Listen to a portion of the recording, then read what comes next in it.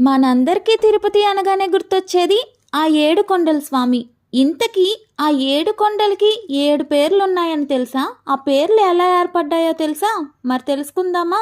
శ్రీవారి ఆజ్ఞ మేరకు గరుత్మంతుడు తెచ్చిన కొండ పేరు గరుడాద్రి అని, శ్రీ మహావిష్ణువు చేతిలో హతమైన వృషభాసురుడి పేరిట వృషభాద్రి అని, హనుమంతుని తల్లి అంజనీదేవి తపమాచరించిన కొండగా అంజనాద్రి అని, కొండపై తొలిసారి తలనీలాలు ఇచ్చిన భక్తురాలు నీలాంబరి పేరిట నీలాద్రి అని, ఆదిశేషుడి పేరిట శేషాద్రి అని, పాపాలను దహించే కొండగా వెంకటాద్రి అని, అంటే వెమ్మంటే పాపాలను, కట అంటే దహించునది అని అర్థం, అందుకే వెంకటాద్రి అని పేరు.